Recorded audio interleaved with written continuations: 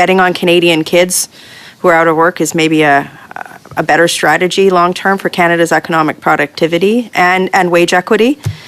It's more sustainable. And only fallen out of status due to the paperwork processing delays or to some language requirements. Do you believe there should be an amnesty or a program to bring these people into status? And what should that look like? This guy's garage. Like and subscribe. Oh, no. Oh, sorry. Miss Rempel Garner. How could I miss that? You're fine. It's okay. Fred's awesome, too. I'm going to direct my questions to Mr. Brown.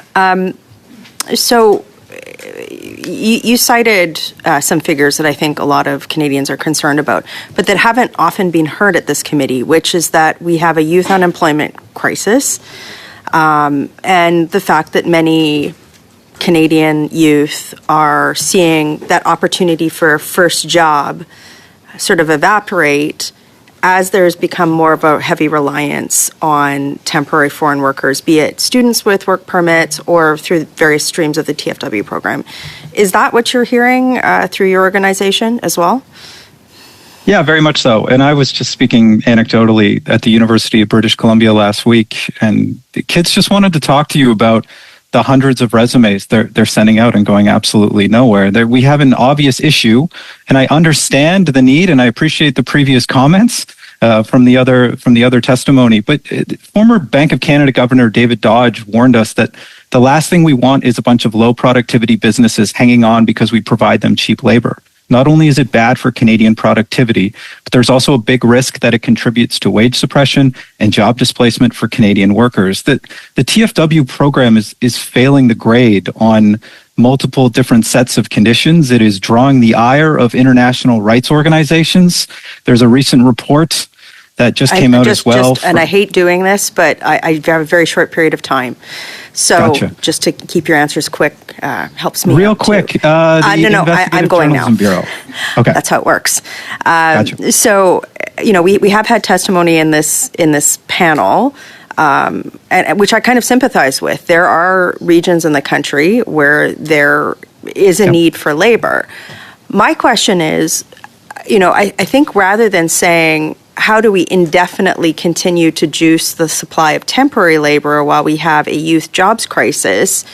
Why isn't the government and industry working with the government to, over time, maybe over a few year period of time, look at labor mobility strategies and youth training strategies so that in economic regions, where there is a need for labor, we can incent people where there's like 20, 25% youth jobs to move?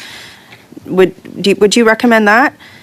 Absolutely. My concern, first and foremost, and I appreciate the concerns of others, is the Canadian workforce, is Canadian jobs, is our record in continued unemployment. Can we not be putting these resources into upscaling, to training, to working within the provinces, I'd love for, the best in BC to be working in Quebec right now. I don't want there to be shortages anywhere, but we have a massive backlog of unemployed young Canadians, of unemployed Canadians that we surely need to continue to give the first crack to.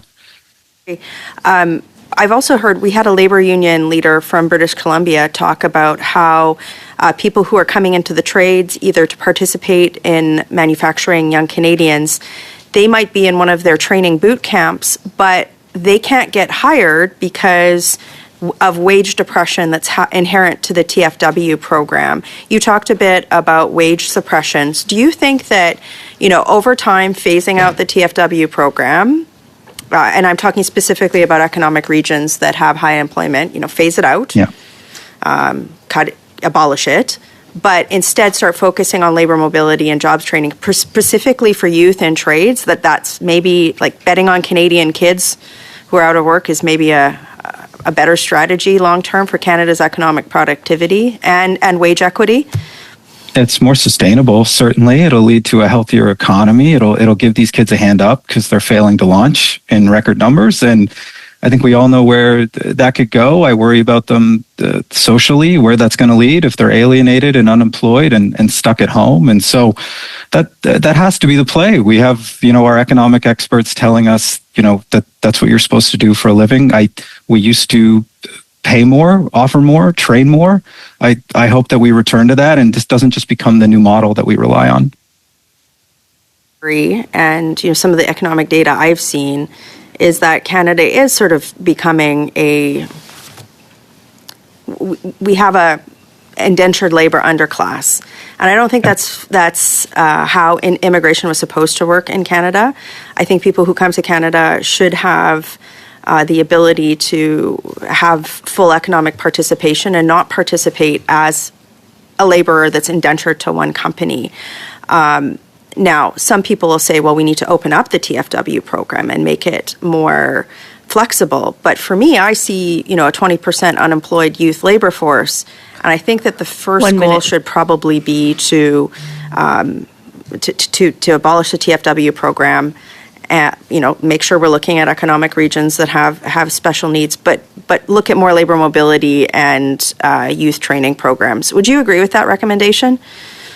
Yes, and we have price to income ratios in our country right now that I believe are 10 to 1. And if we want to recruit the world's best and brightest, if we want to bring in high skill in our temporary foreign worker program, they're going to need homes. They're going to need doctors. They're going to need incentives. As it stands, we're inviting people over.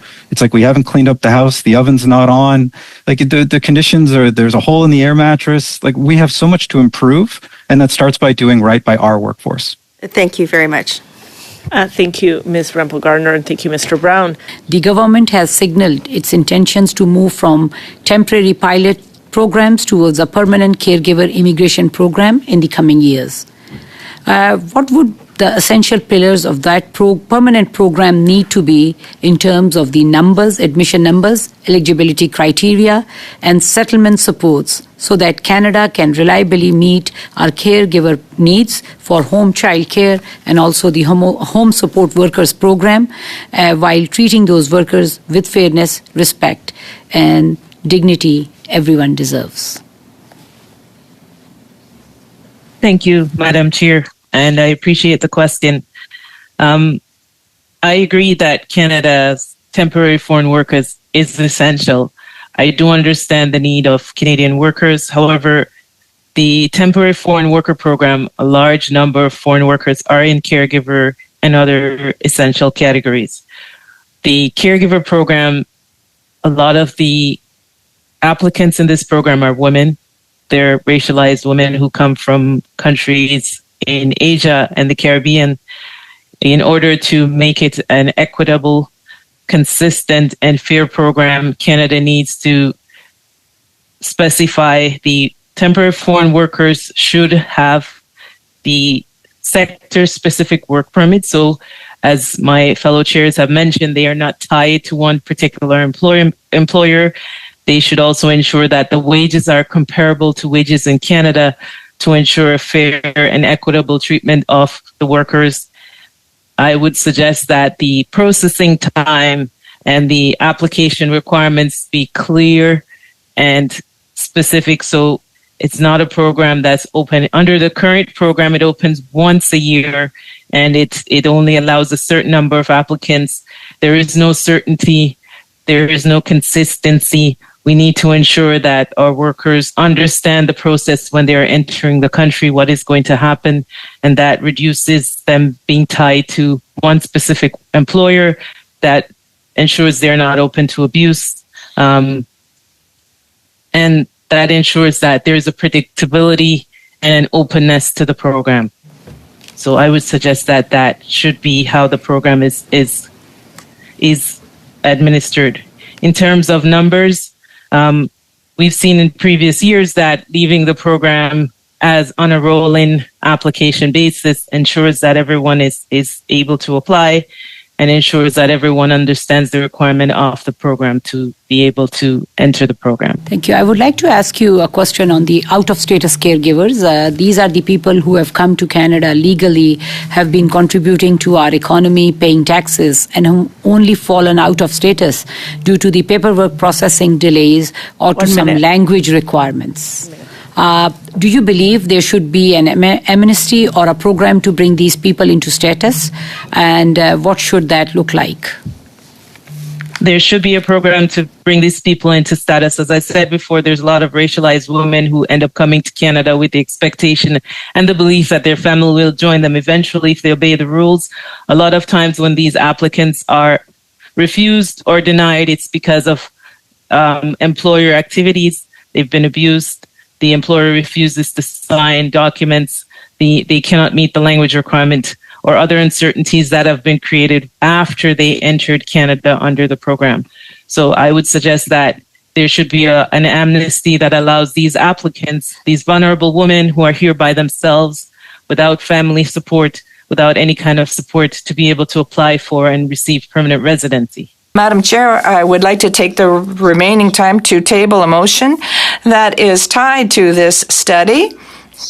And so it should be votable. I'll read it to you. And the interpreters have been given a copy of the motion. Given that the committee is currently studying the Canadian immigration system, it is proposed an additional meeting on Operation Citizenship, a bureaucratic initiative aimed at expediting the processing of citizenship applications in the months preceding the 1995 referendum, be held on December 9th, 2025, that for the purpose of this meeting, the former Prime Minister of Canada, Jean Chrétien, the Minister of Citizenship and Immigration at the time, Sergio Marquis, as well as the Deputy Minister at the time, Peter Arter, be invited, that this meeting lasts 2 hours, and that the committee report its findings to the House. So are you okay if we release the witnesses? Okay. So I just want to say thank you to our witnesses because we have a motion that is now before us. Unfortunately, we've had to cut short our witness testimony, but I do want to thank you for your opening remark.